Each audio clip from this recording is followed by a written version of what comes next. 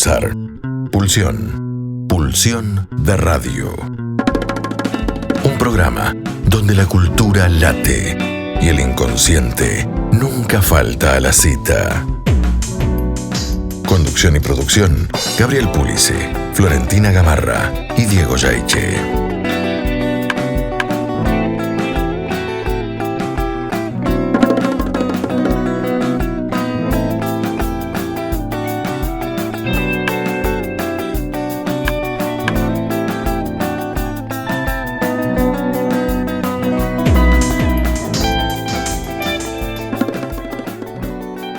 Muy buenas noches, señoras y señores. Esto es Pulsión de Radio, quinta temporada, episodio... ¿Estamos por el 20 ya? No, 15. No, a ver, acuérdese, volvió la luz, por suerte, porque el programa en que originariamente estaban convocados nuestros invitados de hoy, se suspendió por corte de luz. Así que bueno, ahora creo que vamos por el 15. Bueno, muy buenas noches a la mesa. Buenas noches, Gabriel Pulice. Buenas noches a nuestros invitados Julieta Chevalier y Alejandro Todaro. Buenas noches. En un ratito, bueno, los vamos a presentar y a presentar al Bonaparte también, ¿no? Allí estamos todavía trabajando. Bien. Y Aún. Bien. Y con ganas. Sí. Bien. Y bueno, muchas ganas de recibirlos acá en Pulsión de Radio. ¿Qué hay en el programa hoy, Gabriel Pulice?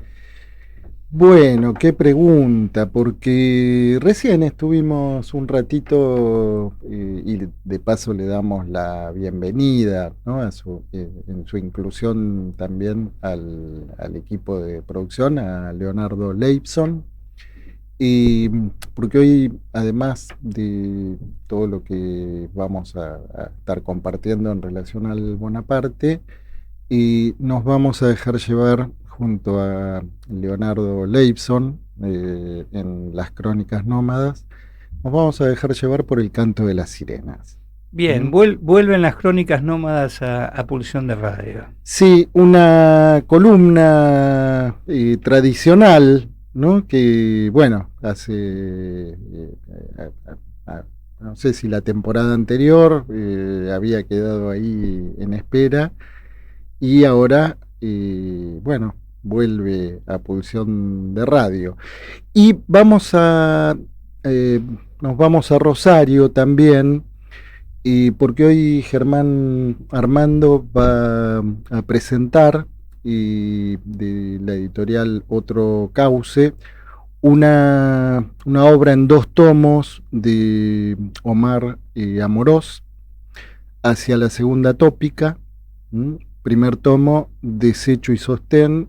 El otro tomo, La ecuación freudiana, percepción igual principio de realidad. Así que bueno, este es el menú. Y bienvenidos a Pulsión de Radio. Y Alejandro, Julieta. Vamos a escuchar un tema musical. Vamos a la marcha y a la vuelta empezamos nuestra hora de entrevista.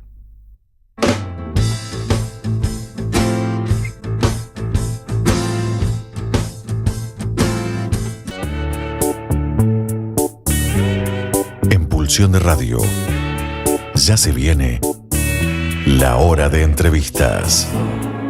La hora de entrevistas. Bueno, estamos nuevamente en el aire. ¿Qué tenemos ahí? Bueno, y hoy es un día de marcha. Y ¿qué tal? Buenas noches, Julieta. Buenas noches. ¿Querés contarnos algo? Porque vos me parece que venías de ahí. Sí, venía de ahí. Fue una marcha muy importante porque fue una marcha federal. No solo marchamos acá en Ciudad de Buenos Aires, sino que hubo marchas en muchas ciudades y provincias del país en defensa de la salud pública. Una marcha que empezó a forjarse a partir de la lucha que vienen dando los trabajadores y trabajadoras del Hospital Garrahan y de las residencias, bueno, que están y estamos sufriendo un gran ataque y lo está padeciendo la población de la cual también somos parte, ¿no? Como usuarios y usuarias de la salud. Así que fue una marcha muy importante, bueno, hubo mucha participación, nosotros participamos desde el Hospital Bonaparte y hubo hospitales, había banderas de diferentes servicios, de diferentes centros de salud, también de otros sectores que están en lucha como el INTI, el INTA, bueno, el Instituto Nacional del Teatro, trabajadores despedidos del sector privado también, movimientos sociales, organizaciones sindicales, partidos. Fue una marcha muy, muy grande que giró en torno a estas dos problemáticas, pero bueno, también el sector de discapacidad, de los jubilados, todos. Bueno, los sectores afectados por los recortes en la salud pública, en los programas del Ministerio de Salud.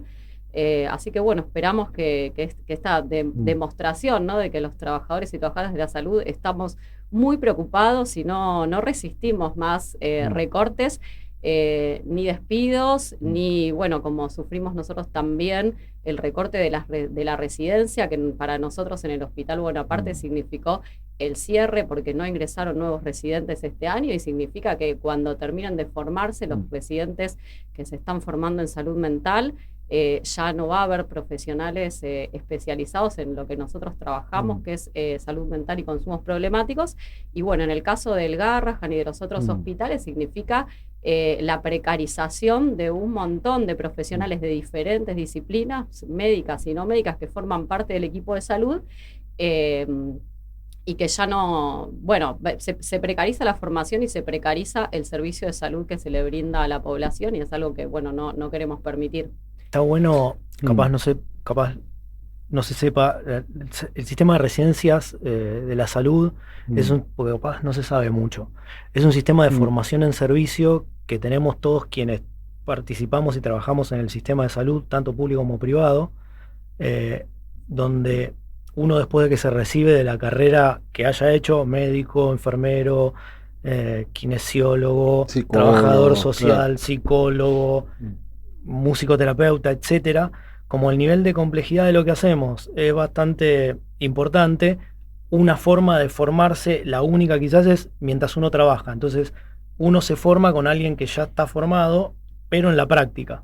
Entonces eso es la mejor forma de formarse para abordar las problemáticas de salud, que son hipercomplejas, es esa. Lo que están haciendo ahora, lo que quieren hacer y lo que hicieron por vía de un decreto, eso siempre fue, hubo ahí siempre un problema que nunca se terminó de resolver, si esas formaciones estaban más pensadas como una beca porque se le pagaba a alguien que trabajaba pero en realidad se estaba formando, o si era un trabajador más que, aunque se estaba formando, era un trabajador y punto. Esa discusión nunca se saldó. Ahora lo que hicieron es, como muchas de las cosas que hace el gobierno, es como hacer algo que no es ni una cosa ni la otra. Entonces, en el ámbito de la parte de las residencias nacionales, o sea, que financia el Estado Nacional, dejan elegir a la persona si quiere hacerlo bajo un sistema de beca que no tiene aportes, por lo tanto ganaría un poco más de dinero, o bajo el sistema que ya existía, donde hay aportes y vacaciones y qué sé yo, pero como tiene aportes gana menos dinero. Eso destruye todo, porque en ningún trabajo, a alguien que empieza en ese trabajo, no es que lo toman como becado. Si yo soy carpintero, albañil, carnicero, ingeniero, lo que sea, cuando me contratan para trabajar, me contratan. Empezaré desde un rango bajo, si se quiere, y con un sueldo más bajo, y a medida que voy aprendiendo, en la salud pareciera que no, mientras se supone que empezás en un trabajo, no tenés que tener derechos como trabajador. No pasa en otras áreas. Y un poco como decía Juli, se van nucleando las personas que capaz no producimos objetos que pueden vender y hay una ganancia, sino que producimos cuidados o que requerimos de cuidados, como los jubilados, por ejemplo. Como que hay todo como un ensañamiento con aquello que no es directamente productivo y produce una ganancia. La persona del INTI, como que pareciera que no, pero lo que pasa en salud nosotros lo vemos y lo conocemos, pero yo supongo que en el INTI es tan importante la tarea que realizan como la que realizamos nosotros. Pero no tiene un impacto productivo directo, como, bueno, fabrico esto y lo vendo. Bien, bueno, pero espera, vamos a volver unos pasitos atrás. Muy buenas noches. Buenas noches. Julieta Chevalier, Alejandro Todaro. Y Julieta, trabajadora social del Bonaparte. Alejandro Todaro, psiquiatra. Y bueno, habíamos conversado, lo que pasa que después arrancamos y el programa va para donde quiere, ¿no? Pero bueno, que parecía importante porque no todo el mundo sabe, más allá de las noticias que circularon en relación al Bonaparte, ¿no? El nombre, de hecho, recién decíamos que hay mucha gente que piensa que el Bonaparte, el nombre viene de Napoleón, ¿no?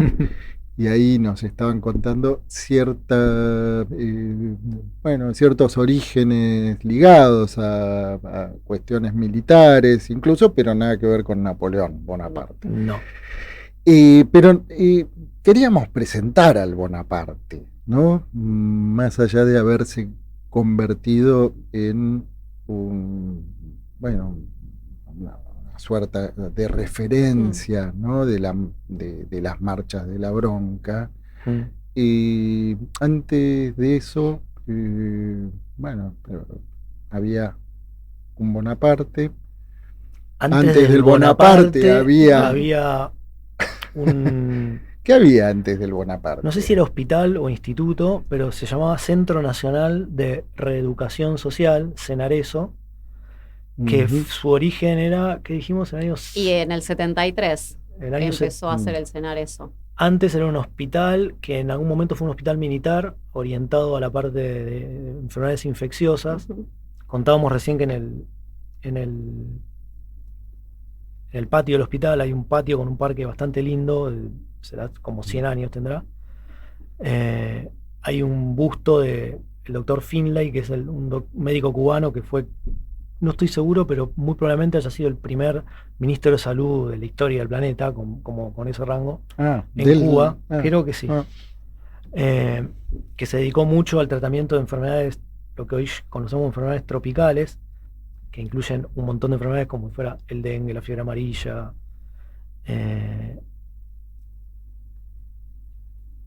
En Cuba, y que fue como un poco el que inició el tratamiento de enfermedades, porque hasta ese momento no se les daba bolilla, hasta que empezaron a impactar en los ejércitos que querían invadir de manera colonial imperial lugares tropicales como Cuba, y luego eso fue expropiado por los países colonizadores, y le sirvió, por ejemplo, a Estados Unidos el desarrollo de Finlay para hacer el canal de Panamá, por el conocimiento sobre la fiebre amarilla y el dengue y un montón de enfermedades que eran transmitidas por el mosquito en ese momento. Sí, que vos contabas recién que se había empezado el canal de Panamá y en un momento... Los franceses lo empezaron a hacer y como no tenían el conocimiento de la relación entre el mosquito, las fiebres que le daban, y los norteamericanos tenían ese conocimiento, después lo terminaron los norteamericanos y bueno, se quedaron con eso.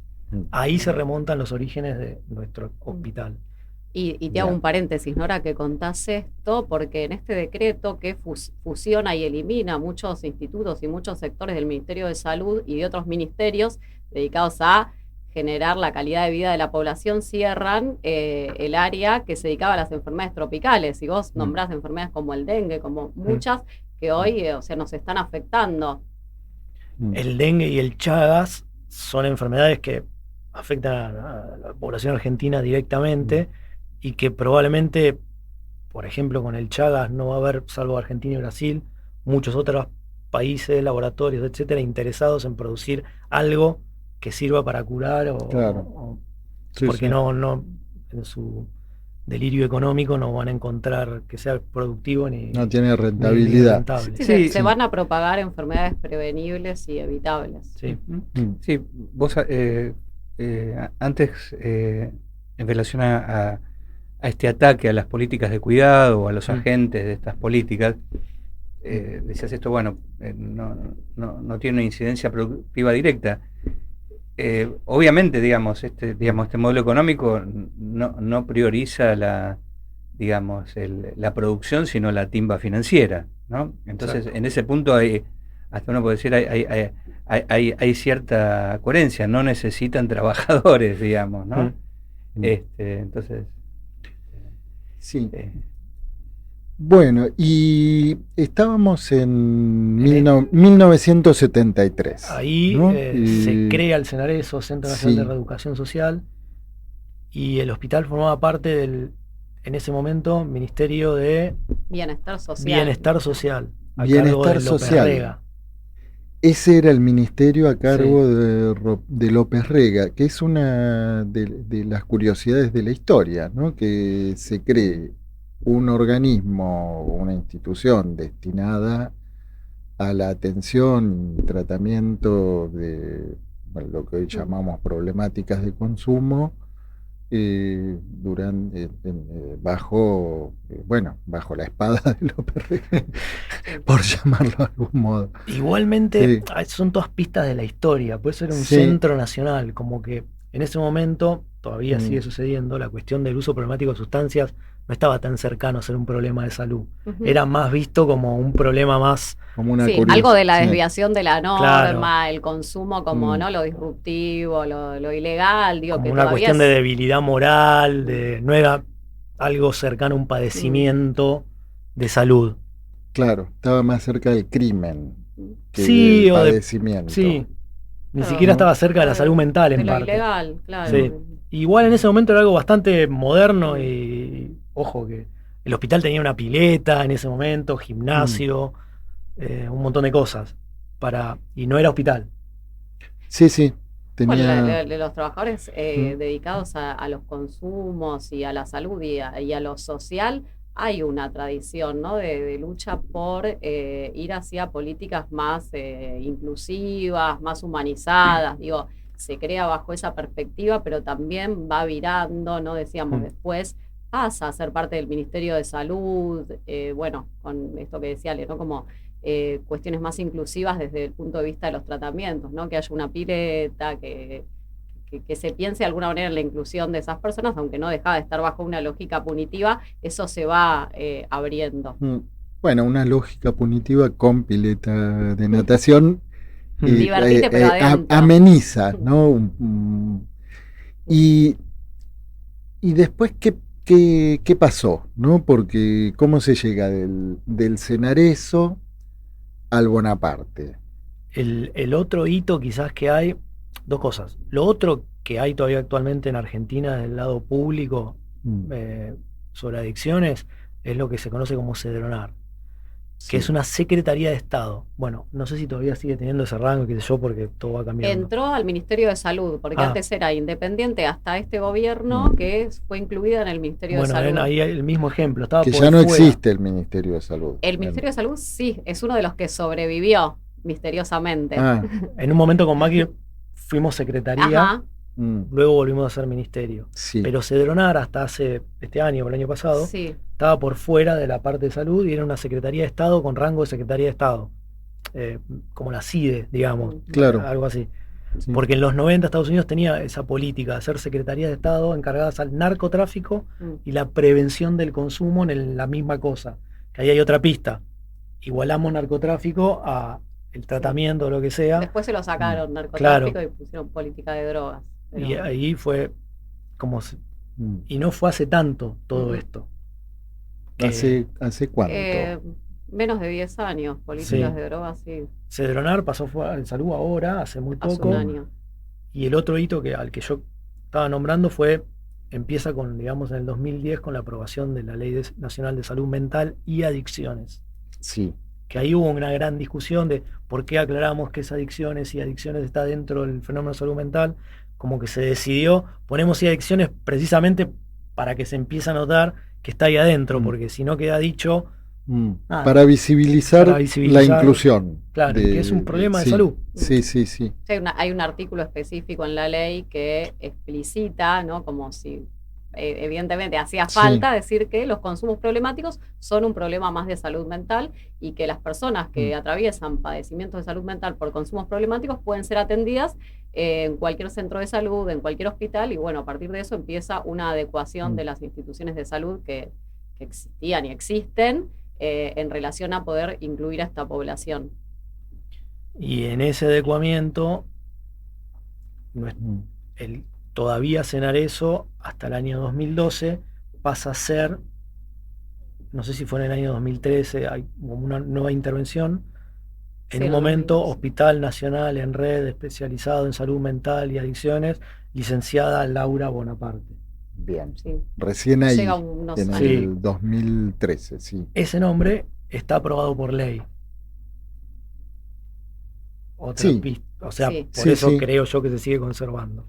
Y Laura Bonaparte, bueno, fue una madre de Plaza de Mayo que perdió a 7 familiares en la dictadura cívico-militar. Y también fue una psicóloga pionera en salud mental comunitaria, junto con otros profesionales de la salud mental que fueron parte de la historia de este abordaje de la salud mental que estábamos contando. Sí, sí, sí.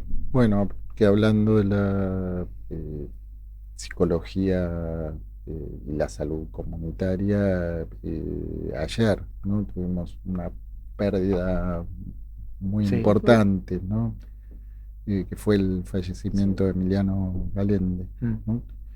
Sí. Y bien, bueno, y porque lo que me parece que es importante también visibilizar, ¿no? Junto con esto que decíamos de lo que se visibiliza al dejar el adicciones, ¿no? En el título de la Ley Nacional de Salud Mental, parece que es importante también visibilizar cuál es la especificidad, ¿no? De lo que se trata en el Bonaparte y qué es lo que, por otro lado, bueno, está bajo amenaza ahí, ¿no? Sí. De ser cercenado. Sí, Diego. Sí, no, justamente, si nos pueden contar hasta el momento de este ataque, digamos, feroz que está sufriendo el Bonaparte, ¿cómo operaba el Bonaparte? Hasta que el Bonaparte empezó a ser Bonaparte, digamos, en el hospital, esto porque uno hace mucho que está ahí, hubo muchos trabajadores que se jubilaron y qué sé yo, contaron la historia, uno entiende la historia. El hospital siempre igual fue como un lugar medio de avanzada en algún punto desde el punto de vista incluso de la salud mental y de adicciones, antes de que sea el Bonaparte, incluso mientras sea el Senareso. Por supuesto que había prácticas más o menos muy diferentes a las de ahora, pero se dedicaba a algo que no era, siempre rebotaba en el ámbito de la salud. Con la ley de salud mental, el Bonaparte, entre otras cosas, lo que se intenta hacer es que sea un ámbito de atención de la salud mental y de las adicciones, ya no como era el Senareso solo de adicciones, a veces, muchas veces, sin salud mental. Como que cambió un poco también el perfil del hospital, conservando la cuestión de adicciones, pero incorporando también el tratamiento y el abordaje de cuestiones más de salud mental, más conocida por todos como patologías más graves de salud mental, o no tanto, con las de adicciones, como de hecho creo que en los primeros planes estratégicos del hospital figuraba que era como uno de los órganos de aplicación de la Ley Nacional de Salud Mental. Ah, Sí. bien. Sí. Como órgano de aplicación Sí. de la, Sí. de la Y ley. bueno, y Sí. basado en principios de la atención primaria de la salud y de los derechos del paciente, que eran como dos, no sé, guías de Sí. cómo se piensan los tratamientos, cómo se piensa a la persona que está en un proceso terapéutico, ¿no? Dándole la voz, tratando, haciendo los intentos y los esfuerzos dirigidos a que cada persona sea protagonista de su proceso terapéutico, de pensar en la comunidad en la que vive, también la inserción en espacios culturales. Bueno, de hecho en el hospital mucho tiempo estuvo y está la radio en el hospital de día, pero también hay un centro cultural desde hace algunos años, un socio productivo también hace mucho, donde siempre se trató de... Y siguen participando muchos y muchas usuarios, y hay de eso, hay productivo, hay canto, hay escritura. Es importante capaz entender que, o sea, la Ley Nacional de Salud Mental lo que como distinción lo que hace es ver al problema de salud mental como una cuestión de derechos y no Sí. como una cuestión de una enfermedad a ser tratada por alguien que impone a la persona que debe, entre comillas, ser tratada, un tratamiento tomando a esa persona como alguien que no puede decidir por sí mismo. Entonces va de un paradigma más de la desmanicomialización, o sea, tratando de escuchar a ese otro que pasa a ser un distinto, no solo un enfermo que no tiene agencia sobre sí mismo. No importa el problema de salud mental. Y lo otro importante para que se entienda es algo que nunca pasó en la salud mental, pero sí en otras cosas, porque después estaba también el paradigma un poco más del capacitismo, o sea, era bueno, no puede, entonces yo hago por el que no puede, por él. Cosa que en salud mental y adicciones ni siquiera pasaba eso, o sea, la salud mental, las personas terminaban en un manicomio, que es como cuando hay alguien que no puede subir y bajar el cordón, hicimos rampas en todas las esquinas, o sea, tratamos de adaptarnos todos a eso para hacer más o menos lo mismo. Con la salud mental no pasaba, o sea, en vez de adaptar el mundo, le creamos un mundo ficticio en un manicomio y si te he visto no me acuerdo. La ley de salud mental trata de romper con eso. Y logró bastante, hay un montón por hacer, Sí. nunca tuvo el financiamiento que pauta la ley, etcétera. Pero bueno, en esa lógica aparece el Hospital Bonaparte. Estamos tratando de sintetizar un montón de cosas, ¿no? Pero No, pero bien, vamos, si les parece, vamos a ir a una pausa musical y a la vuelta nos cuentan, bueno, cómo es el alma del Bonaparte en la ciudad sin alma. Bueno, estábamos escuchando al Cuarteto de Nos, La ciudad sin alma. Antes, La marcha de la bronca, que ya no me acuerdo de quién es. ¿Alguien se acuerda de quién era? Porque ya... Rock nacional. Pedro y Pablo. Pedro y Pablo. De Pedro y Pablo. Claro. Bien. Miguel Cantilo y Jorge Y- Lurietz. Sí, señor. Bueno, volvemos a la, Estábamos... Sí, como al alma del Bonaparte. el hospital fue adecuándose a la ley de salud mental y bajo ese paradigma fueron creados, por ejemplo, el servicio en el que trabajamos nosotros, que es atención a la demanda espontánea. que es un servicio que intenta, cuando una persona cruza la puerta del hospital, salvo que esté en una situación de urgencia o emergencia, va a ese servicio y se trata de dar un abordaje interdisciplinario para definir qué tipo de tratamiento requiere, dónde puede ser, pero que es como que es un poco corre la figura que es muy común en salud mental de la famosa admisión, que en realidad tenía que ver más con que haya turnos de admisión y alguien decidía si eras admitido al tratamiento o no.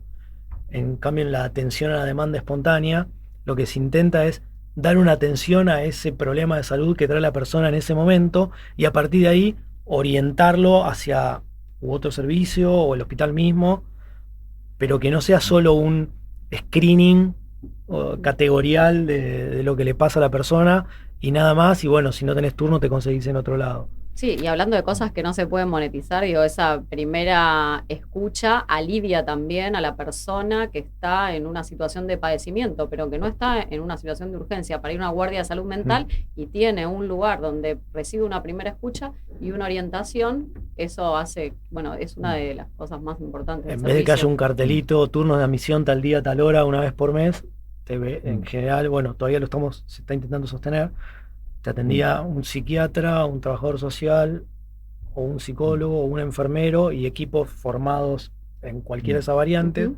Y si se necesitaba un psiquiatra y no había el psiquiatra, después lo veía el psiquiatra con el psicólogo, y así sucesivamente.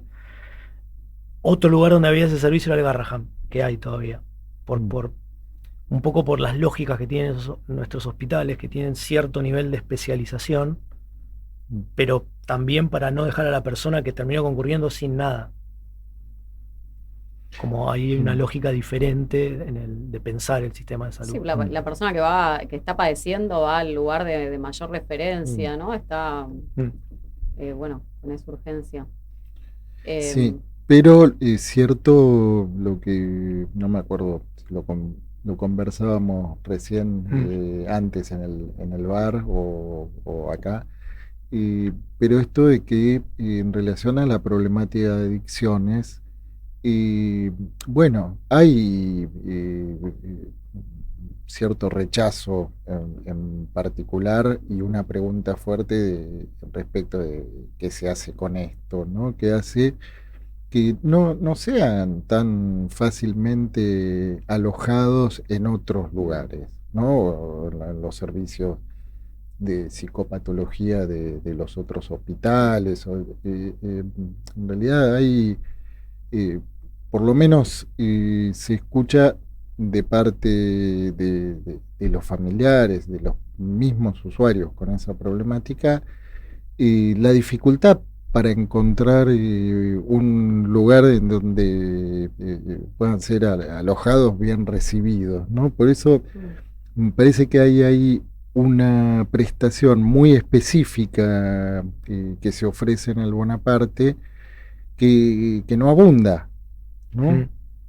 De hecho, pensemos que recién la ley de salud mental que sale en el 2010 dice que los problemas de salud mental, incluso las internaciones, tienen que ser en el hospital general, o sea, en el hospital donde vamos todos, Sí. donde hay de todo, y eso es del 2010. No es que antes los hospitales generales no tenían servicios de salud mental, lo tenían, pero era muy acotado a ciertas cosas, y las internaciones o cosas de cierta gravedad eran derivadas a manicomios, a hospitales especializados, ese tipo de cosas. Sí. Y de ahí a las adicciones todavía más lejos.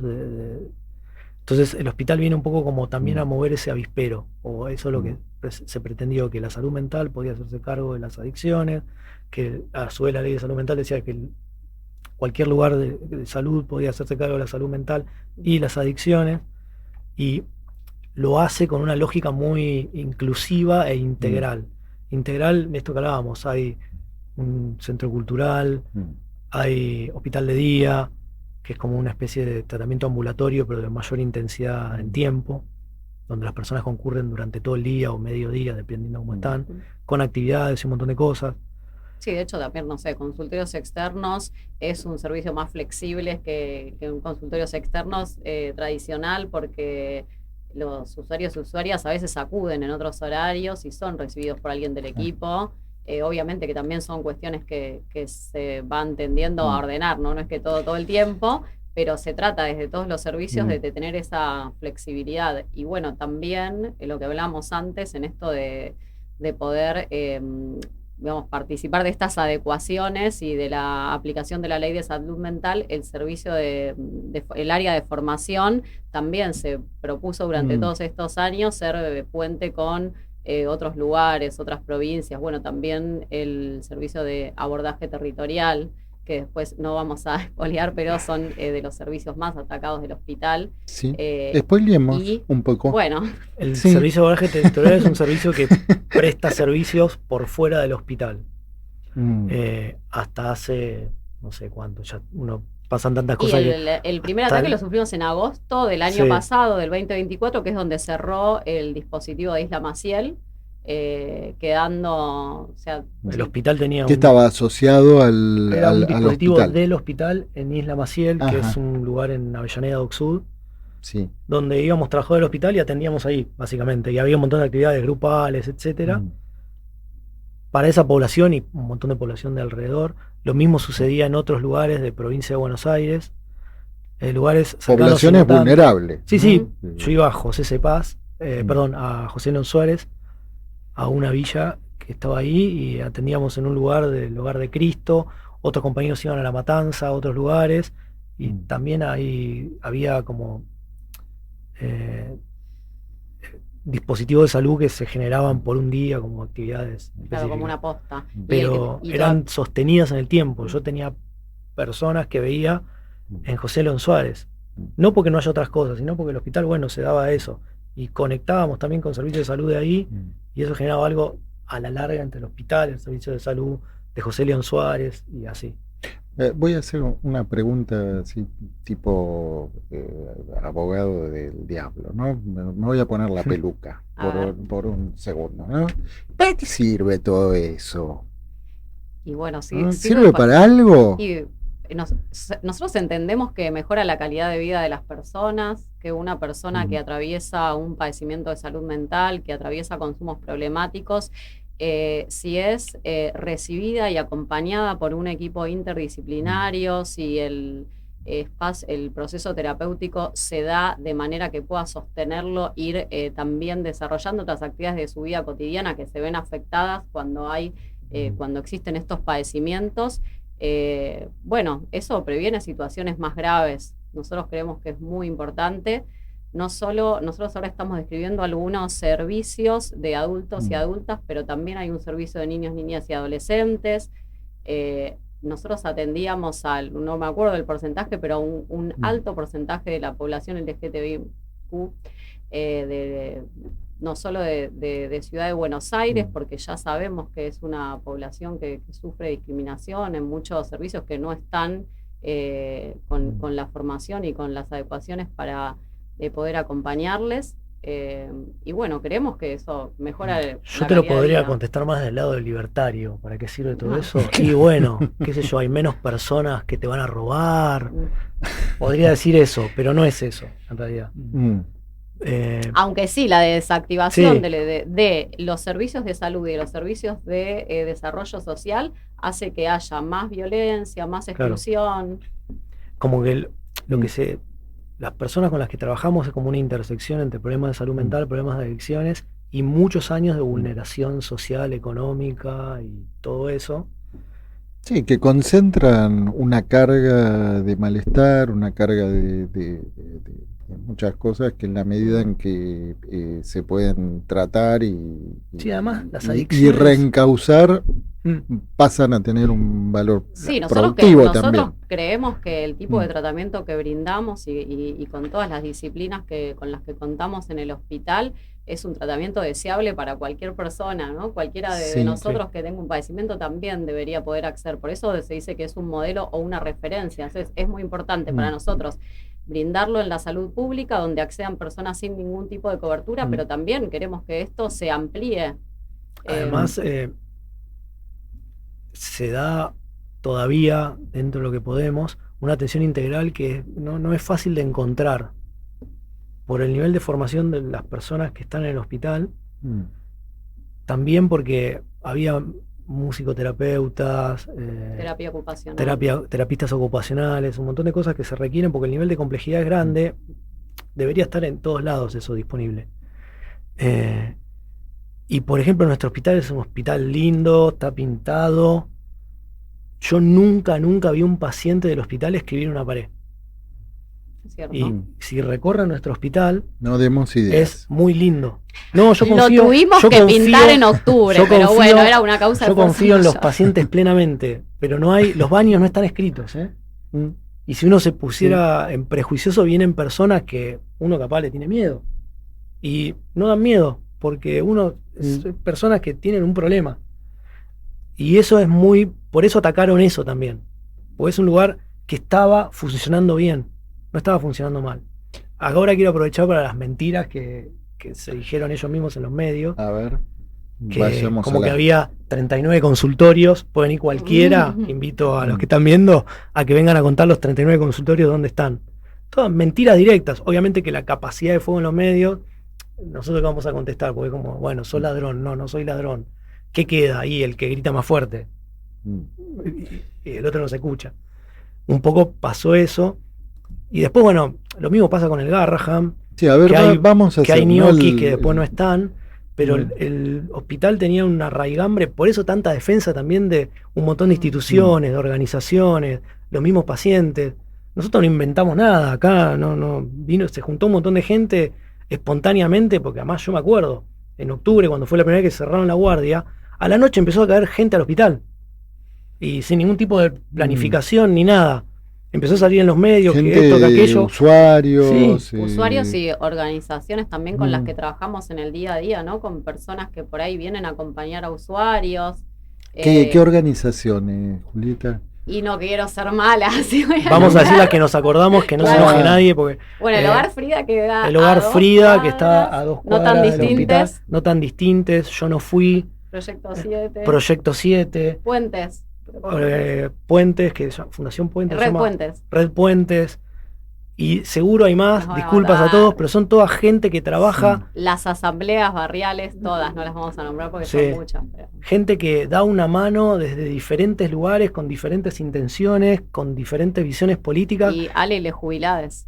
O sea, de jubilades, como que se acercaron, pero de manera espontánea, porque un montón de organizaciones LGBTQI+, porque en el hospital también se trabaja desde una muy fuerte orientación de género, hay espacios de género, hay grupos de género. O sea, se acercaron espontáneamente, no es que están financiados por, No. por la Unión Soviética. De hecho, No, había usuarios que o se enteraron por la por- tele. Sí. Mm, O sea, yo fui esa noche porque me enteré por la tele y cuando fui el hospital estaba lleno de gente, abierto de par en par todas las puertas, no pasó nada. Ujú. Y de octubre a esta parte, ¿no?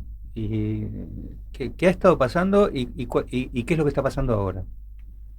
Bueno, por ahí contarles eso, ¿no? Que en octubre también, bueno, no nombramos organizaciones políticas, pero sí, por También, supuesto que sí. vinieron un amplio espectro interesadas en que siga existiendo Nos el hubiese hospital. gustado que vinieran más.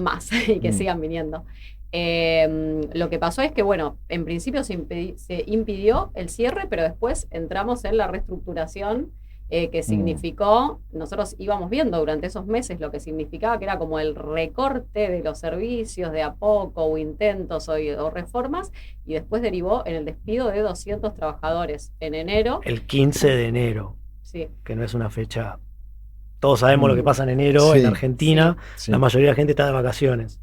Y ahí quedaron, claro, recortados la mayor parte de los tratamientos, incluso algunos directamente se quedaron sin Claro. tratamiento. Porque ¿200 de cuántos? y eran 500 y algo. y pico. Ah, Sí, el entonces, 40%. el 40% O sea, de la planta. Echaron no solo trabajadores Mm. de la salud, de todos del hospital, también administrativos. Ujú, o sea, todo el equipo de salud. Y esos trabajadores que echaron, ¿en qué condiciones estaban? Estamos todos en la misma, que es un contrato que es de planta transitoria, claro. que se llama Artículo 9. le Artículo dicen. 9, Sí. resolución 1133. Es como un contrato que hasta marzo del 2023, más o menos, era de renovación anual, pero Sí, hasta diciembre del hasta 2023, porque en diciembre, el por DNU eso, ahí. fue incluido Claro. el Era- cambio de duración de pasó a nuestros ser de contratos. renovación a 3 meses.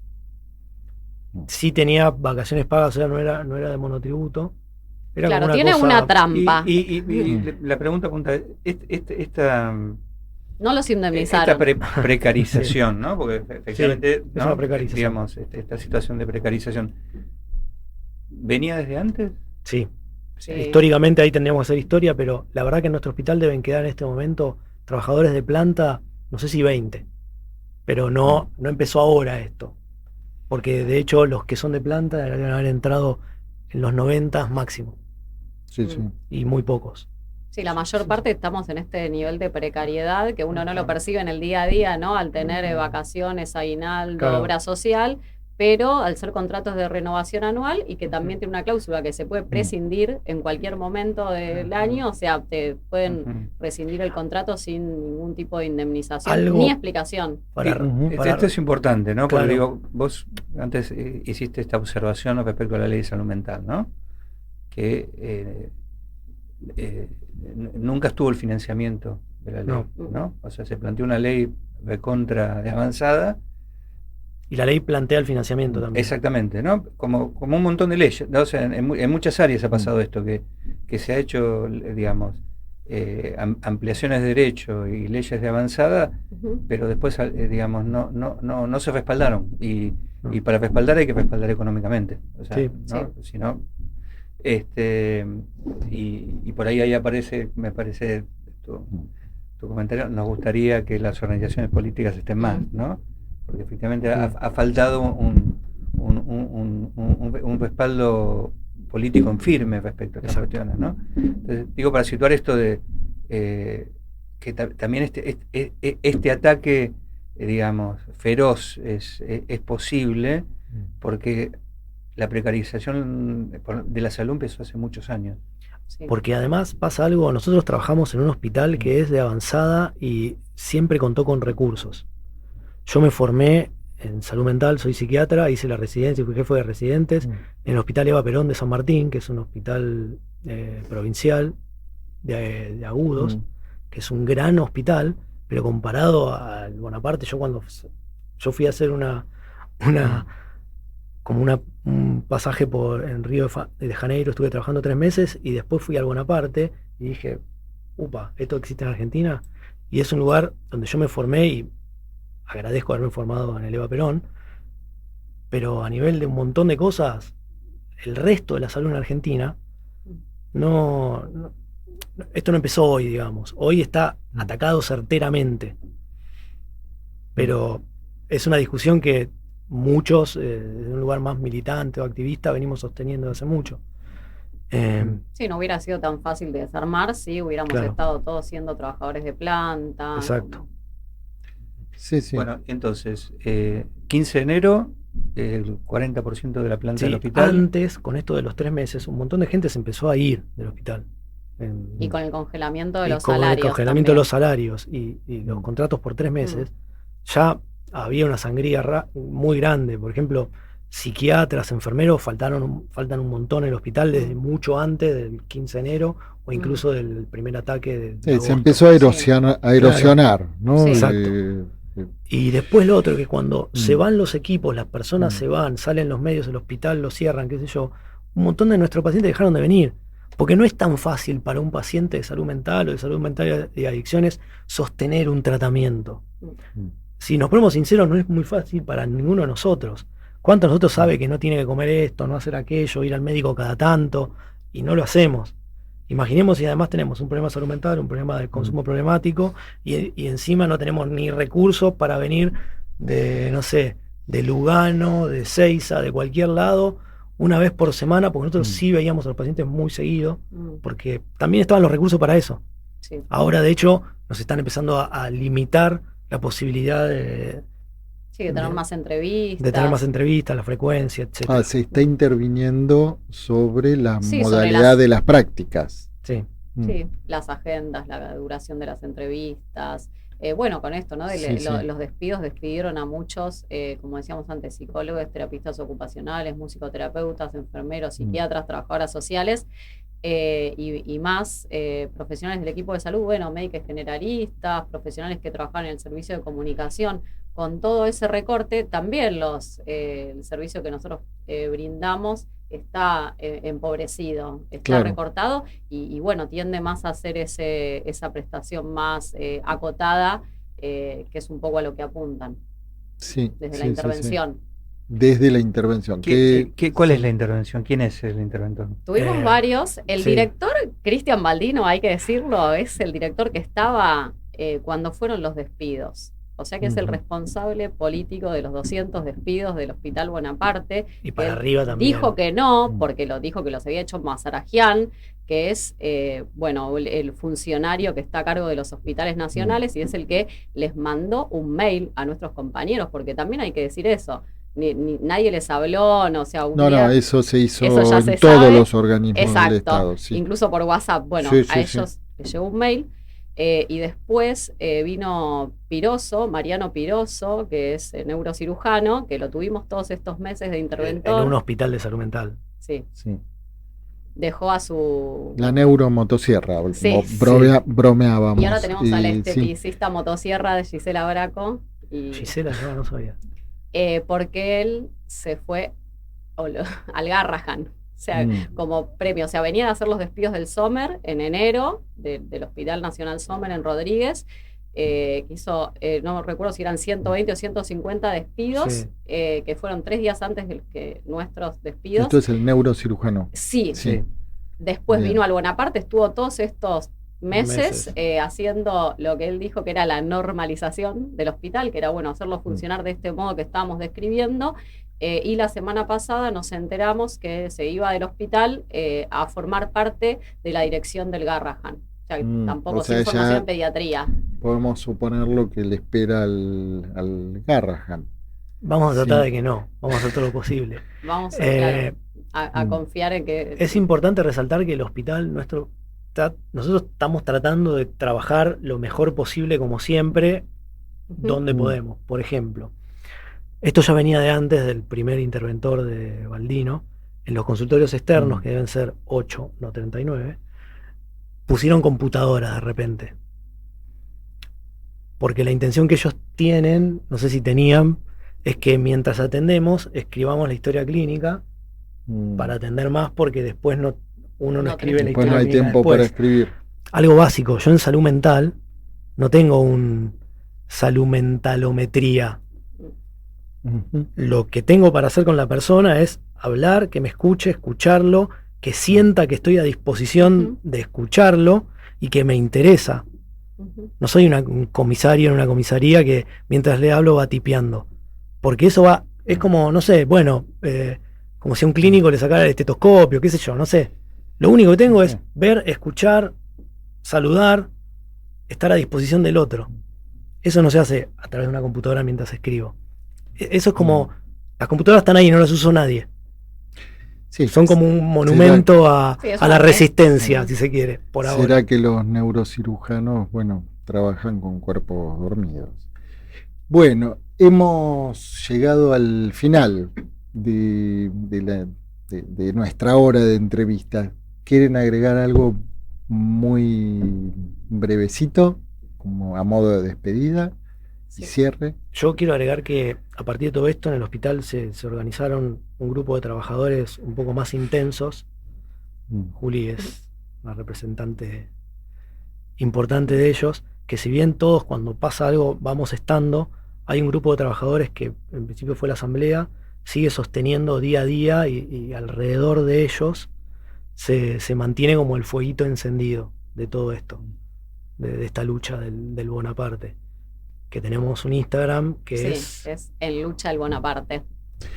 Y seguimos en eso, seguimos organizados, como decía Ale, seguimos en contacto con los despedidos y las despedidas, hacemos actividades, hicieron actividades para juntar fondos, para acompañarles en este proceso que nosotros luchamos por la reincorporación, pero también sabemos que mientras tanto hay necesidades económicas, hay búsqueda laboral. Así que bueno, un poco transmitir eso, sí, que seguimos organizadas para defender al hospital, que nos importa mucho que siga siendo referencia en salud mental, que todos y todas los que trabajamos en el hospital estamos comprometidos con la tarea y con que, bueno, siga siendo de este modo, de calidad. Y bueno, ya lo habíamos mencionado antes, pero también esto como que se cierre el cupo de la residencia interdisciplinaria que forma a todos los profesionales que mencionamos, y que hoy esté siendo parte de este ataque. Al no abrir los cupos también es algo por lo que seguimos peleando. Y bueno, y en conjunto con todos los sectores, ¿no? Como se mostró hoy, eso es algo que nos interesa que siga creciendo y defendiendo todos los derechos de la población. Bueno, muchas gracias por venir. Gracias. Gracias a ustedes por la invitación y por el interés. Bueno, y tienen las puertas abiertas de Pulsión de Radio. Gracias. Bueno, nosotros nos vamos a una pausa comercial de la radio y a la vuelta nos vamos al encuentro con las sirenas. Arranca vos, Diego. Ahí está. Ya estamos en el aire, ¿eh? Ah, ¿estamos en el aire? Sí. Estamos en el aire. Bueno, señor Leibson, bienvenido nuevamente a Pulsión de Radio. Digo. Gracias. Bueno, hoy decíamos, retomamos una sección que había quedado discontinuada, ¿no? Que era estas crónicas nómadas. Así que es un gusto que las crónicas nómadas vuelvan a Pulsión de Radio. Con un nómada. Y bueno, sí, un poco. Que yo pensé que iba a haber una crónica de montañas. ¿Hay sirenas en las montañas? Hasta donde yo sé, no. Puede haber alguna que otra. Pero bueno, se me ocurrió eso, traer hoy así en un recodo del camino algo sobre las sirenas, que en realidad son fragmentos, son cosas como para evocar algo que me interesó, me viene interesando hace mucho, porque no sé bien por qué, quizá porque se juntan, se cruzan varias cosas. Por un lado, algo de la música, de lo sonoro, del efecto de la música sobre los cuerpos. la relación de la música con la vida, con la muerte, y también como distintas facetas de la música, de lo musical. Se me ocurrió empezar a investigar a partir en realidad de algo que me encuentro en el seminario 19 de Lacan, para no olvidarnos que estamos en Pulsión de Radio. Estamos en Pulsión de Radio. Por eso. Entonces Lacan, en la primera sesión de ese seminario, se pone a hablar de, ese año va a hablar de que no hay relación sexual. Fue el año de la mala noticia, ¿no? Tal cual. Tal cual. Sí, de eso no hay. Y se pone a hablar de lo que quienes desconocen eso, los errores en los que recaen. Entre esos errores está el matrimonio, dice. No es el único, pero bueno. Y también los errores en los que recaen los psicoanalistas. Y dice, porque hay un desconocimiento de esto, dice que la experiencia les repite, les machaca, que no hay relación sexual. Y curiosamente, ahí Lacan hace un desvío y dice, hay que decir que la etimología de machacar, que en francés es seriner, nos conduce directo a la sirena, sirène. Ajá. Y dice Lacan, es textual, está en el diccionario etimológico, en el diccionario etimológico, no soy yo quien emprende aquí un canto análogo. Y entonces dice, sin duda por esta razón, el psicoanalista, como Ulises lo hace en una coyuntura similar, se queda atado a un mástil, naturalmente para que dure el canto de las sirenas, permaneciendo él encantado, es decir, entendiendo todo al revés. Es preciso que se quede atado al mástil, en el cual ustedes no pueden dejar de reconocer al falo, es decir, el significado principal global. Eso solo conforma a todo el mundo por no tener ninguna consecuencia fastidiosa, ya que está hecho para eso, para el porvenir psicoanalítico mismo, es decir, para todos aquellos que están en el mismo barco. Esto no quita que él entienda al revés ese machaqueo de la experiencia, y por ello, hasta ahora, eso sigue siendo un dominio privado. Me refiero a quienes están en el mismo barco. Sucede que a veces escucho en boca de personas que vienen a visitarme desde esos barcos, a mí, que estoy, Dios mío, en otro, que en él no reinan las mismas reglas. O sea, Lacan dice, hay psicoanalistas que se atan al mástil, como Ulises, en ese barco en el que yo no estoy. Lacan dice, yo estoy en otro barco. Esto me lleva a pensar, bueno, primero tendríamos que repasar cómo es la historia de Ulises, ¿no? Además empecé a ver que hay mucha gente que habló de las sirenas. Que aclaro que Ulises no tiene nada que ver conmigo. No, yo soy Pulice. Ulises, sí. No hay ninguna alusión personal. Por favor. Hablemos de Odiseo, si querés. Odiseo es más neutro. Y además, bueno, todo lo que hay de referencias a eso, infinito. Pero uno que se ocupó mucho del tema del canto de las sirenas y de las reacciones a ese canto es Pascal Quignard.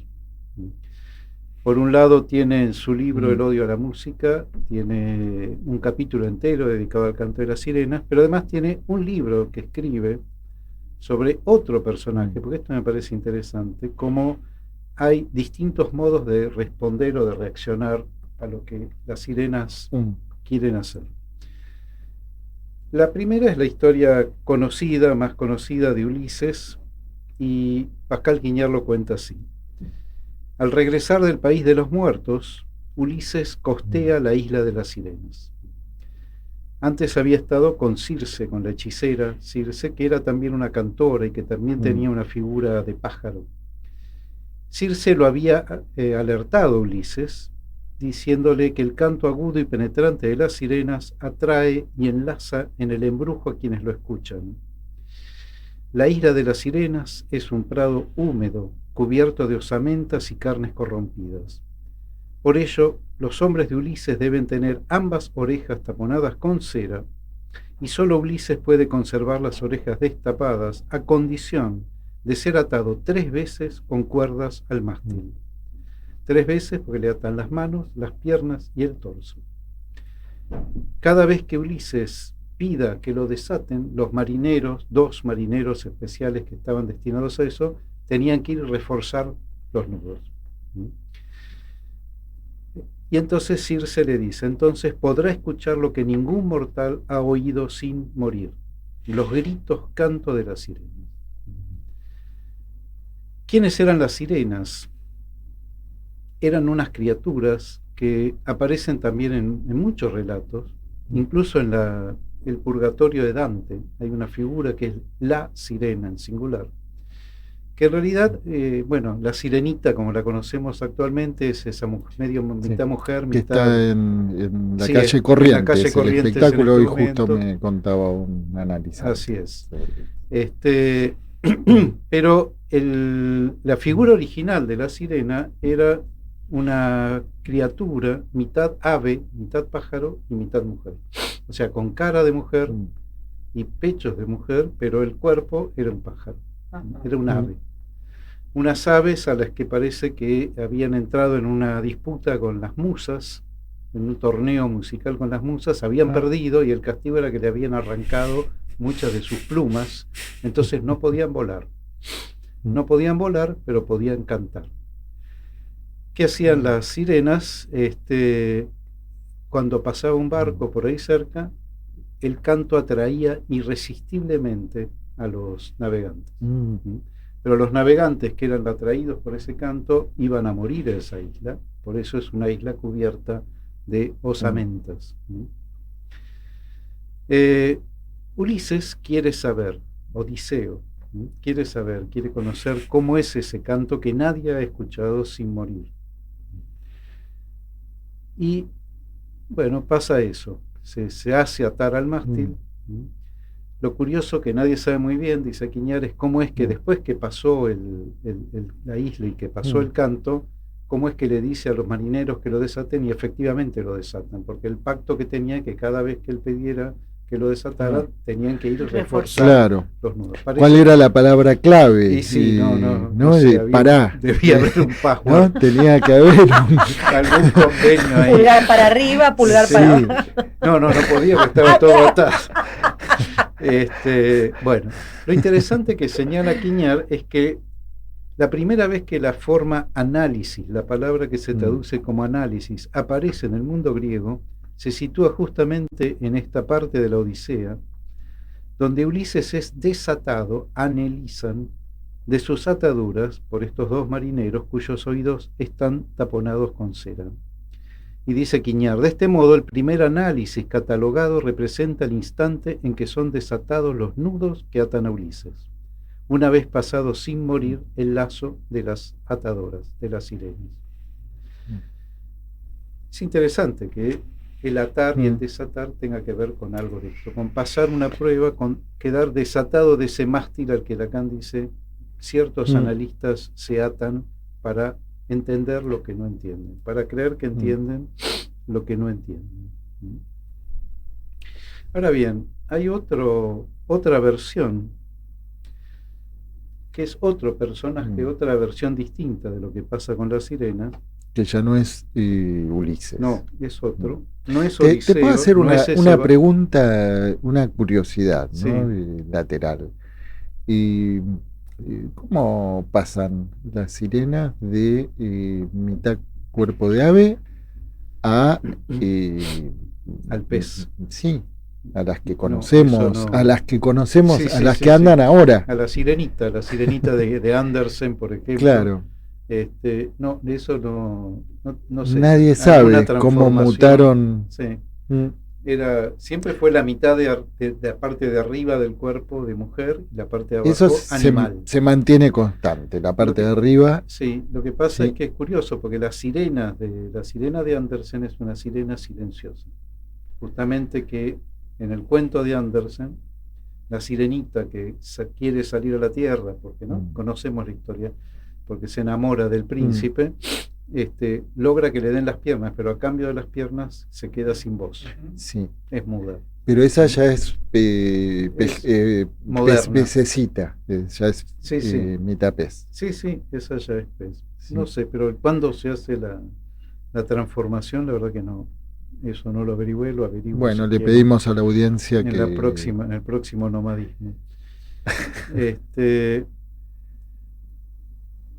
Hay otra situación que, según Quiñar, le dedica un libro entero a un personaje que se llama Butes. Butes era simplemente un marinero, un remero de una galera en la que iba nada más ni nada menos que Orfeo. O sea, los griegos se daban esos lujos. Iba en el barco, en el Argos, el barco de los argonautas. Dice, cuando las sirenas comienzan su tarea, los hombres, los remeros, quieren escuchar ese canto. Dejan entonces los remos, se levantan de sus bancos, quieren alcanzar la orilla de la isla. ¿Qué hace entonces Orfeo? Sube al puente del navío y allí se sienta. Orfeo era el que tocaba una lira que hecha con un caparazón de tortuga. Coloca su caparazón de tortuga sobre sus muslos, tensa con fuerza las cuerdas, con la ayuda de un plectro, o sea, lo que llamamos hoy una púa, ¿no? Tañe un contracanto extremadamente rápido con el fin de rechazar la llamada de las sirenas. Apolonio escribe que este fragmento de Orfeo es tan ruidoso que los oídos resuenan solo con el ruido del plectro, ¿no? O sea, el raspar las cuerdas. Esto hace que los hombres vuelvan a sus sitios, vuelvan a retomar los remos, comienzan a alejarse del peligro. Pero hay uno que no. El navío Argos se aleja ya de la isla cuando de repente Butes, este personaje que era un remero común y corriente, abandona su remo. Deja su banco, sube al puente y se arroja al mar. Nada a través de las olas, se va acercando a la isla. La isla tiene un filo rocoso. Una diosa viene y lo levanta en el aire. Es como si lo que Quiñar deja entrever es que hay un acoplamiento, hay un coito ahí con esa diosa, y después la diosa lo deja caer y ahí Butes muere estrellado. Es interesante no solo lo que es el canto de las sirenas, que dice de lo que es la música, después podría traerles un par de cosas más, sino las distintas reacciones, ¿no? El que se hace atar porque quiere oír, ¿no? Y el que se rebela contra eso, que aún contraponiéndole una música a otra música, porque es interesante esto de Orfeo, ¿no? Como una música se opone a otra, una más fuerte que otra. Esto me hace acordar a los alucinados que a veces combaten las alucinaciones hablando en voz alta o escuchando música o gritando o cantando incluso. En cambio, Butes enigmáticamente hay uno que no. Hay uno que no, que se arroja. Todo el libro de Quiñar está dedicado a eso, a este personaje que se arroja al mar y a otros que también se arrojaron, saltaron, dieron ese paso, que no se entiende, ¿no? Porque es algo como dejarse llevar por lo irresistible. Quiñar dice, ¿qué es la música? La música es el baile. ¿Y qué es el baile? El deseo de levantarse de modo irreprimible. Pero hay una tercera versión que me gusta mucho y es bastante conocida, pero igual me gustaría traerla, que es la que hace Kafka. Kafka escribe lo siguiente en un breve relato que se llama El silencio de las sirenas, y cuenta que para librarse de las sirenas, Odiseo se taponó los oídos con cera y se hizo encadenar al mástil. El canto de las sirenas penetraba todo, incluso la cera, y la pasión de los seducidos hubiera reventado más que cadenas y mástil. Sin embargo, las sirenas tenían un arma más terrible que su canto, a saber, su silencio. Sin duda no ha sucedido, pero tal vez es pensable que alguien se haya salvado de su canto. De su mudez, seguramente no. Nada terrenal puede resistirse a la sensación de haberlas derrotado con las propias fuerzas y a la sublimación resultante que todo lo arrebata. Y de hecho, estas cantoras violentas no cantaron cuando Odiseo llegó. Bien sea porque creían que solo el silencio podía acabar con este rival, bien porque la mirada de dicha en el rostro de Odiseo, que no pensaba en otra cosa que en cera y cadenas, les haya hecho olvidar todo canto. Pero Odiseo, para decirlo así, no escuchó su silencio. Él creía que ellas cantaban y que él estaba impedido de escuchar. Ellas, más hermosas que nunca, se estiraban y se movían, dejaban ondear el escalofriante cabello suelto, afilaban desinhibidas las garras sobre las rocas. Simplemente no querían seducir, solo querían captar tanto como fuera posible el destello del par de ojos grandes de Odiseo. Si las sirenas hubieran tenido conciencia, hubieran sido destruidas en ese momento. De aquel modo pervivieron y solo Odiseo se les ha escapado. A mí me gusta mucho esta versión, ¿no? Sí. Donde Odiseo quiere... Es muy subversiva esa versión. Sí, ¿no? muy Kafka. Sí. Muy a lo Kafka. Porque ahí hay algo como de... Bueno, que... Y toda la discusión que se arma a partir de esto, tengo otros fragmentos, pero otras cosas muy lindas dice George Steiner en Los Logócratas, también tiene todo un capítulo dedicado a la música. A mí me hace pensar en distintas cosas, ¿no? Bueno, por un lado esto, que hay dos músicas, hay varios que plantean esto, ¿no? La música más órfica, que es la música de la lira, que es la música armónica, y que es la música donde la palabra se agrega, donde la palabra se canta, la música con letra, digamos, la música armoniosa. Sí. Y hay otra leyenda que habla de un desafío que Apolo le hace a Marcias. Marcias era un sátiro que tocaba la flauta de Pan. Entonces, unos dicen, bueno, los que tañen la lira son superiores a los que tocan la flauta es un instrumento melódico, la lira es un instrumento armónico. Se genera ahí toda una disputa donde habría esos torneos musicales, ¿no?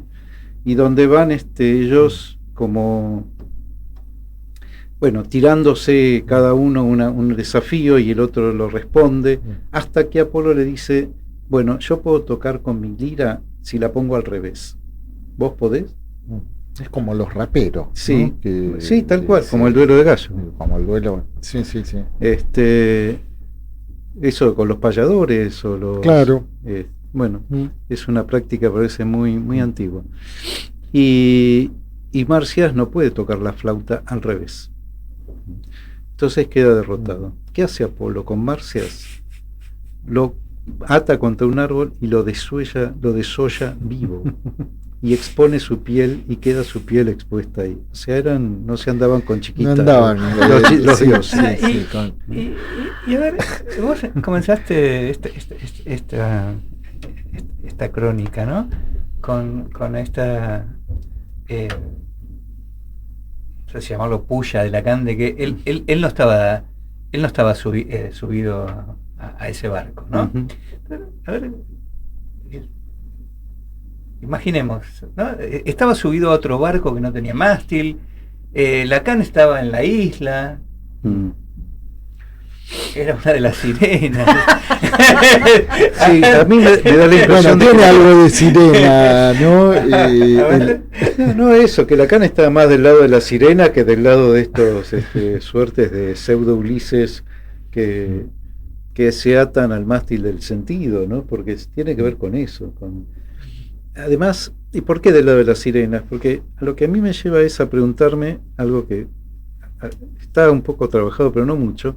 Bueno, ¿qué lugar tiene la sonoridad del lenguaje en nuestra práctica? En la práctica del psicoanálisis. Porque decimos, bueno, es una práctica con palabras, de la palabra, por la palabra, ¿no? Todo lo que eso implica. Pero lo que no se atiende mucho, me parece, o no nos detenemos mucho a pensar, es qué pasa con la voz. La voz en todos sus sentidos, ¿no? la voz como objeto erótico, pero también las modulaciones de la voz, las inflexiones de la voz, lo que de la voz hace sentido y lo que de la voz va más allá del sentido. Sí, lo que de la voz toca lo más íntimo, ¿no? Que François Cheng relaciona con el canturreo. Dice que hay un canturreo en esa sonoridad y es ahí donde él por lo menos plantea el acontecimiento poético, ¿no? Ajá, vale. Sí, hay algo ahí también esta cosa de la música con logos y la música que queda ahí. Las sirenas también representan para muchos la cosa de una voz primitiva, casi animal, o sea, de una voz no cultural, de una voz o de lo que estaría más allá del lenguaje o más allá de... Sí, incluso de la letra. Exactamente. Bueno, ahí también nos encontramos con el balbuceo infantil, ¿no? Está el balbuceo infantil, está algo que uno, creo que Quiñar dice, como el niño escucha desde el vientre de la madre, escucha ya esa lengua que lo va a acunar, y escucha los latidos del corazón. Y hay una experiencia que se hizo en una nursery donde estaban todos los bebés y ponían los latidos de una madre, y el hijo de esa madre lo reconocía y se ponía a llorar ante ese latido, ¿no? O sea, cada latido tenía una resonancia especial y era solo reconocido por ese hijo. Sí. Y también pensaba en esto de, ahora me venían otras poéticas más ligadas quizás a la cinematografía, Piratas del Caribe, ¿no?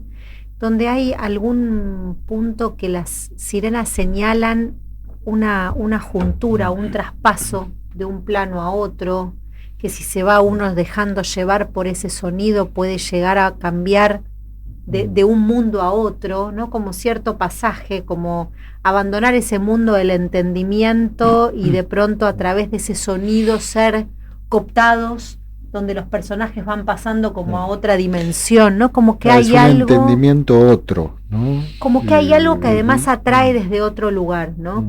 Y en ese sentido, y también pensaba, ¿no? Que puede ser un llamado a la de las ambulancias, también le decimos sirena, ¿sí? ¿No? Y sin embargo es otra sirena, pero que hay algo ahí... No menos peligrosas. No, por supuesto que no, o por lo menos abran paso, ¿no? Abran paso porque... Pero me parece que ahí hay también como una historia de, quizás más significante y en esos vuelos, ¿no? De que la sirena es tanto un llamado como también algo que se deja tomar o algo que queda o lo que resta, ¿no? Sí, y donde queda algo ahí entre dejarse tomar por eso, ¿no? Que podría tener este costado mortífero, podría tener este costado como de quedar atado, devorado, no sé. Sí, alienado. O la idea de que, bueno, eso es algo que hay que domesticar. O eso es algo que, como hace Orfeo, ¿no? Se pone a tocar su propia cítara y logra como apagar silenciar ese canto, ¿no? Porque entra en la lógica de caos y control, ¿no? Lo apolíneo y lo dionisíaco, lo demoníaco. Hice, mientras estaban hablando, bueno, fui a ver si conseguía algún dato de lo que preguntó Gabriel, ¿no? de la transformación. Bueno, lo único que pude encontrar es que la transformación fue en la Edad Media. Ajá. ¿No? Habría que fijar en qué condiciones en la Edad Media se produce esta transformación, ¿no? O sea, las sirenas de Ulises llegaron hasta la Edad Media. Eran aves. Sí, en toda la antigüedad, incluso parece que se remonta al antiguo Egipto esto, ¿no? Esta figura, digamos, ¿no? Interesante porque efectivamente esto es una novedad en Pulsión de Radio, primicia absoluta de Pulsión de Radio, ¿no? Obviamente las aves siempre están ligadas al canto, ¿no? es muy llamativo, por lo menos a mí me queda esta cuestión, ¿no? Quede ligado a los peces, ¿no? Sobre todo para y porque el pez por la boca muere. Pero los peces no cantan. Digo porque los que tenemos experiencia de buceo sabemos que es muy distinto el tema del sonido debajo del agua. Debajo del agua. ¿No? O sea, entonces en todo caso el canto es algo más del aire que del agua, ¿no? La transmisión es distinta, es muy distinto todo, ¿no? Y el canto de las ballenas también. Bueno, pero las ballenas, yo no sé si cantan abajo del agua. La ballena es un pez muy particular porque es un mamífero, ¿no? No es un pez. Claro, digamos, no es un pez. No, pero por lo debajo del agua. Claro, pero es un mamífero que aparte, digamos, necesita salir a la superficie, ¿no? Y el sonido decís que lo produce ahí. Por eso habría que ver si el sonido de la ballena no lo produce, ahora no lo recuerdo, si no lo produce en el momento, el canto de la ballena no es el momento que salen, ¿no? Entonces digo, bueno, quizás en algún momento podamos ver qué pasó en la Edad Media, ¿no? ¿Qué cambió? Porque evidentemente, ¿qué cambió en la Edad Media que se produjo esto que llega hasta el día de hoy, digamos, sí, esta mutación, ¿no? Lo interesante es que lo que persiste es que es mujer, mitad mujer. Eso hay algo de lo femenino ahí. Exactamente. De ese canto que está ligado a lo femenino. ¿no?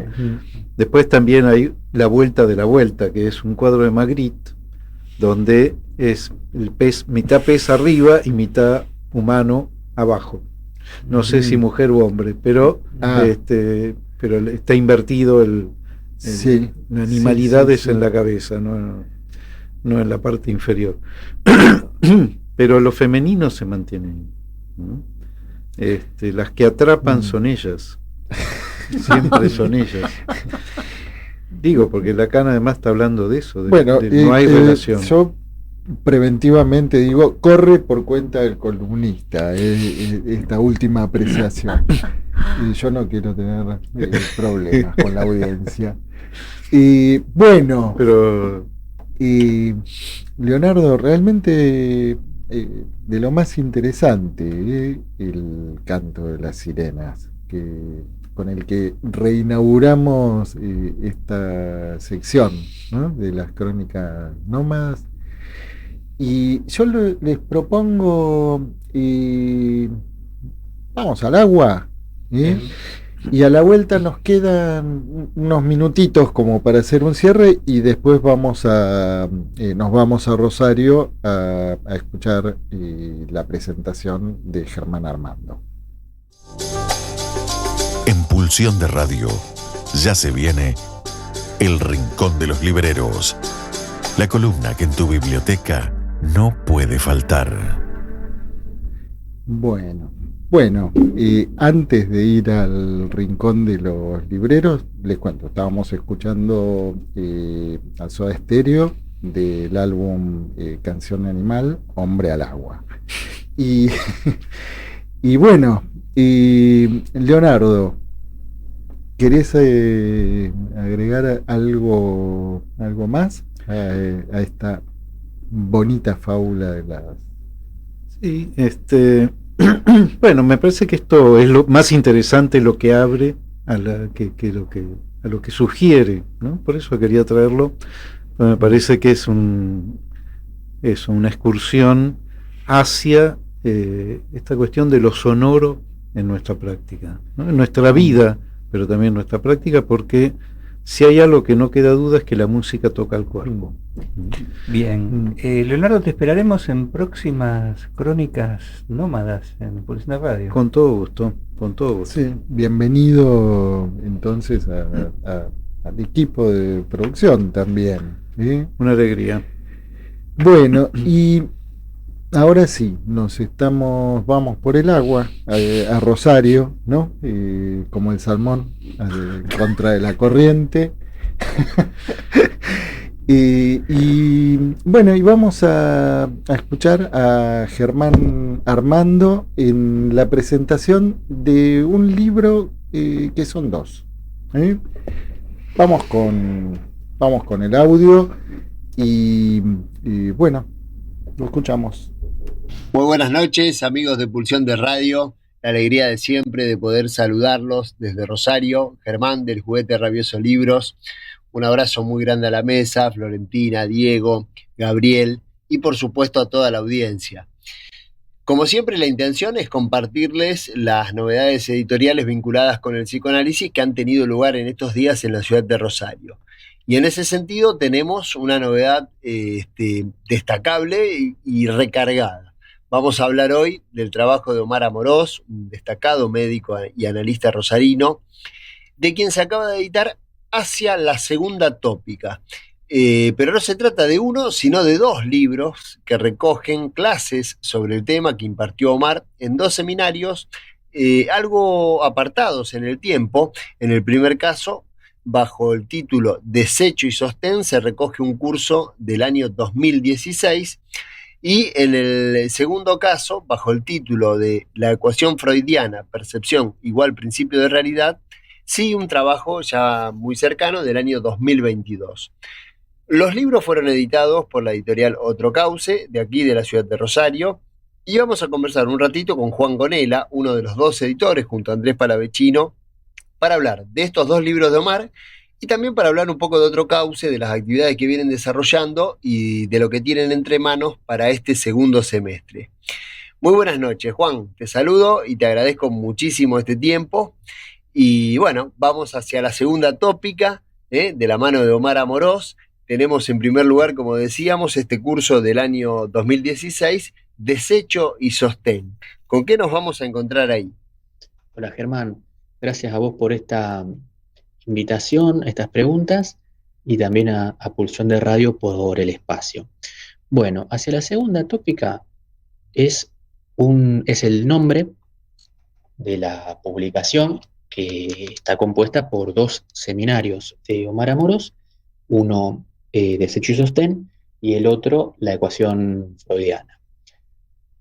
La unidad temática de ambos está en una relectura de la segunda tópica a la luz de, vamos a decir, la distinta presencia que el analista puede adoptar y por lo tanto la distinta presencia en las intervenciones y en la estructura que el analista, vamos a decir, causa, distinta presencia que se puede leer a partir de la segunda tópica. Entonces es una especie de retorno a los problemas de la segunda tópica, a los problemas específicos de la segunda tópica, desde el lugar del analista.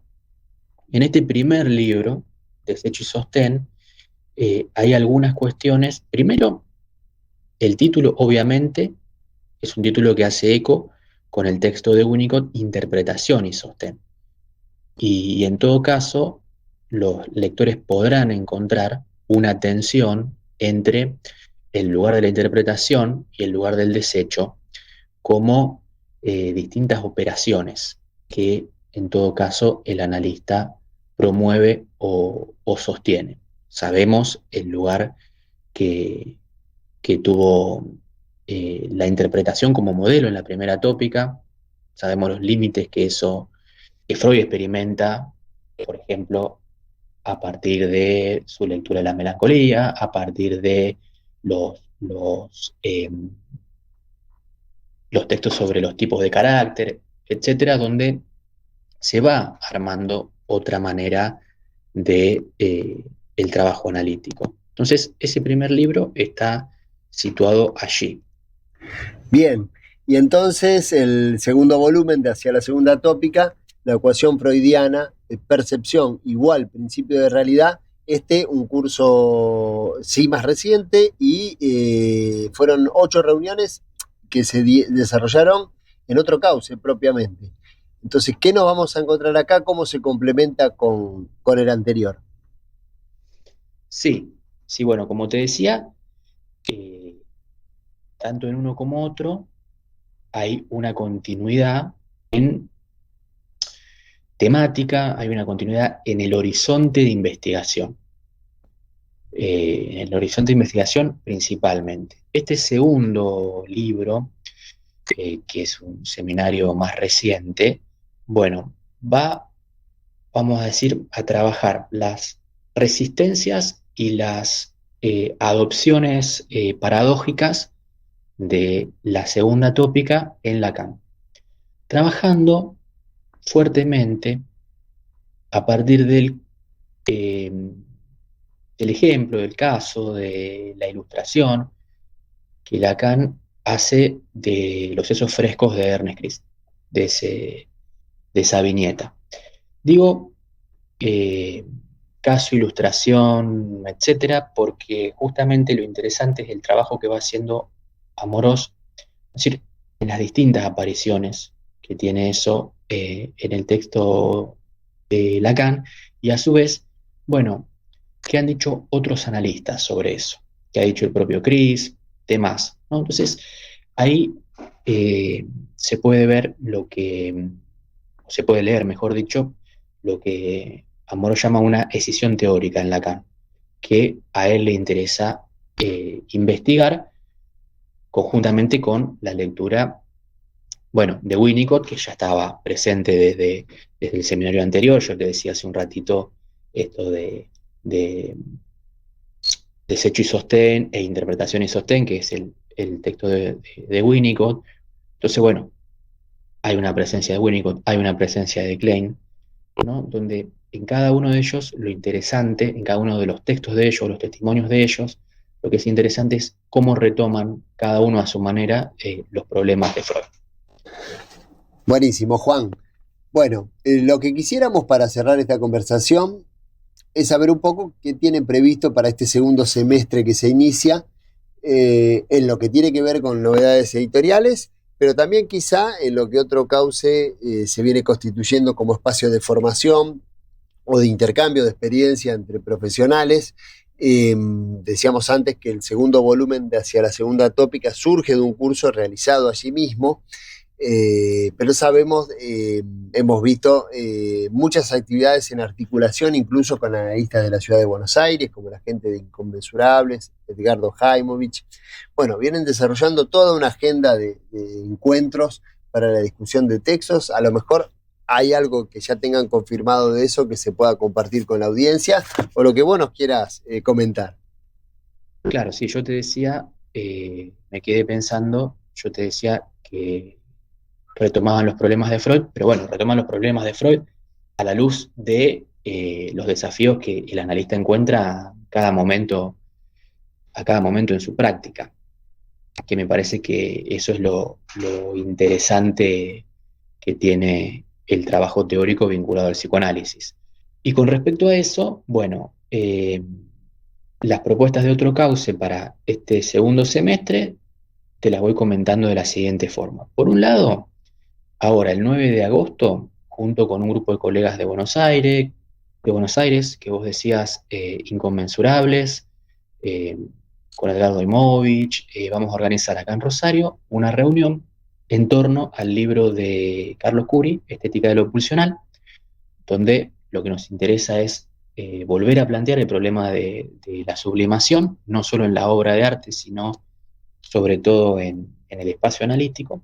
Y quien va a hacer una presentación de una apertura a la discusión va a ser Juan Rip. Eso va a ser una actividad presencial el 9 de agosto. Después, en septiembre, Daniel Brown, que es un colega de Buenos Aires, va a estar iniciando un curso sobre la contratransferencia. Un curso muy interesante, una investigación que lleva años él realizando, lo que él llama algo así como una arqueología, la palabra es mía, del deseo del analista. Entonces va trabajando las distintas formas en las que fue apareciendo en las publicaciones analíticas el problema de la contratransferencia para pensar el deseo del analista. Es realmente muy interesante. Durante octubre, Carlos Bach, que también es un colega de Buenos Aires, va a estar dictando un curso sobre técnica analítica. Técnica analítica desprendida de los textos de Freud, o si es centrada en los textos freudianos. También va a ser un seminario muy interesante. Nosotros con anterioridad hemos realizado también un seminario sobre el padre que fue publicado oportunamente. Así que quienes estén interesados, bueno, se pueden contactar en el Instagram de Otro Cauce o escribir a nuestro correo electrónico. Y con respecto a las publicaciones, vamos a estar este año sacando una novedad, bueno, ha sido mucho trabajo y estamos muy contentos, que es la publicación por primera vez de un libro de Octave Manoni de los años 80 que estaba inédito en español. Así que esperamos que antes de fin de año tengamos ese material. Y además estamos en tratativas para poder continuar con la colección La Acción Analítica, que iniciara con Un Padre También Habla. Ahí hay posibilidades de continuar esta colección. Y bueno, y seguramente antes de fin de año tengamos otro fanzine psicoanalítico.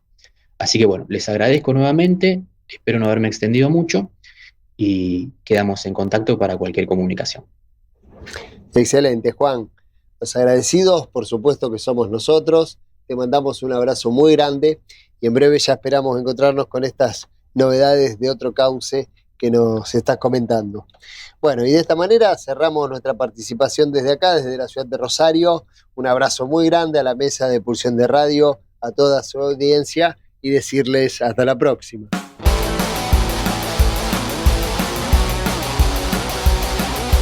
Pulsión.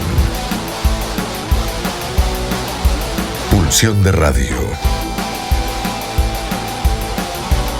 Un programa donde la cultura late y el inconsciente nunca falta a la cita.